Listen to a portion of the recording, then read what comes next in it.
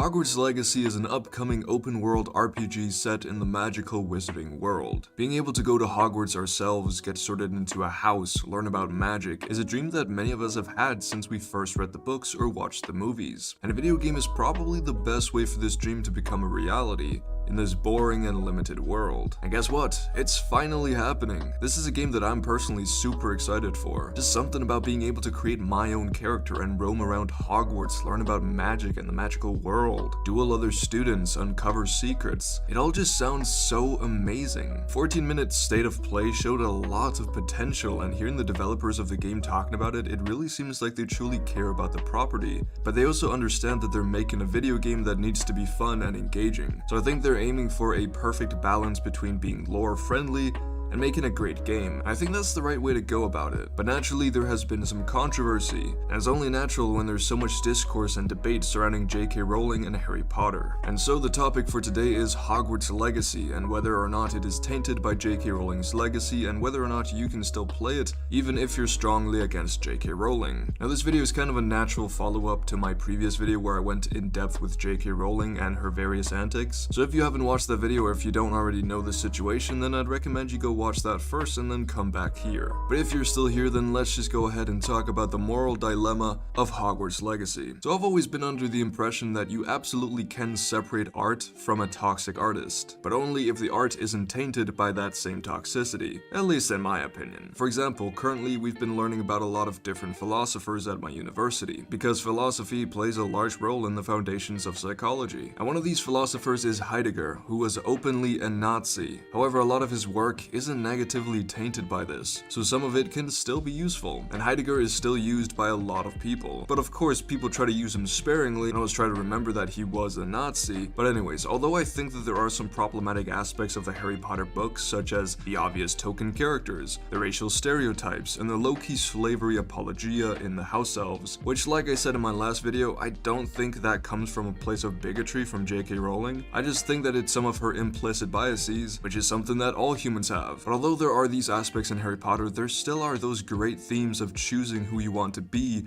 family being more than just blood, never giving in to darkness and evil even when all else seems bleak, and many, many more. These are lessons that so many people have learned a lot from, and although JK Rowling in recent years has begun to stray further and further away from her own lessons, I don't think that taints what Harry Potter means to us as fans. Now, that being said, what are the arguments being used against Hogwarts Legacy so far? Well, let me tell you. So a big complaint, or rather concern, that I've seen people talking about is how the main storyline seems to be centered around a goblin rebellion. People believe that it'll just be a rehash of JK Rowling's previous stereotyping of goblins, making them seem just like inferior creatures. Now, I don't really like this argument, and perhaps I just don't understand it very well. But first of all, we don't know what the story will be. They might make this Ranrock character end up being a sympathetic and misunderstood character, which would give a completely different nature to all those bloody goblin rebellions that we heard so much about in Professor Binns' history classes in the books. Alright, we didn't hear that much about them, but it would still be great to see. However, they might not go down that route. It could very well end up being a very surface level story with typically evil villains who are bad just because they can. However, we won't know until we play the game, so I don't think this argument should prevent you from buying the game. Now, I think a stronger case can be made by people who talk about the involvement of JK Rowling and the former lead designer of the game, Troy Levitt. Now, starting off with JK Rowling herself, Avalanche and Warner Bros. Have stated that JK Rowling has no creative involvement in the game whatsoever. However, she'll still likely profit from the game, but she's also basically a billionaire, so that's not really the concern. The bigger problem is that she'll also profit in terms of popularity. More focus will be on the Harry Potter world again, which will then reflect more attention over to her and her weird antics. The developers, however, have apparently added the option to play as a transgender character, which basically means that you'll be able to choose your own voice, what body you want, and what dorm you'll be assigned to. They've done this to be more inclusive and as a response to JK Rowling's tweets, and apparently I've seen different sources say that they had to fight against the management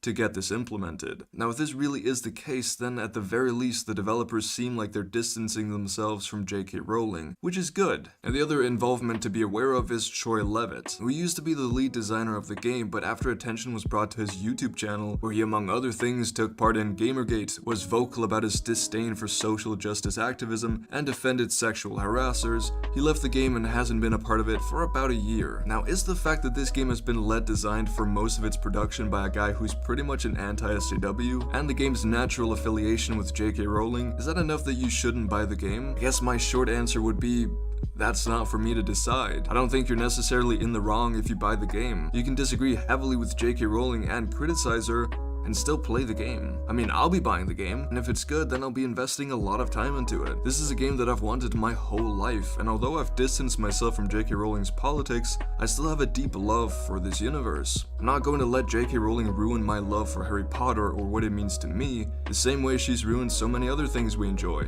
For instance, human rights. I stand with trans people in their fight against JK Rowling. I'll call her out here on my YouTube channel, hopefully spreading the word that she has really harmful politics. You could even choose to donate towards transgender rights. I've seen people saying that they want to do that before playing the game, and that's great. But you don't need to do any of these things to play the game. If you just want to get away from real life for a bit, alleviate some of that stress you're feeling, and immerse yourself in an RPG about Hogwarts, then just do that, alright? We can all go back to criticizing JK Rowling after we're done playing. Basically, in my opinion, if you want to play the game, then do it. I don't think it would be going against your morals if you bought the game but also don't like JK Rowling. But perhaps you disagree with that, and if so, I'd love to hear your opinions down below in the comments. But anyways, my voice is getting quite sore now. I haven't even been speaking for that long, but I guess I'm just getting older. I think I'm gonna have to go give my girlfriend a blowjob. She bathes in milk, so her shaft will soothe my throat too. But for now, I'll use the last of my dying voice to thank my awesome Patreons, which includes our turf captain,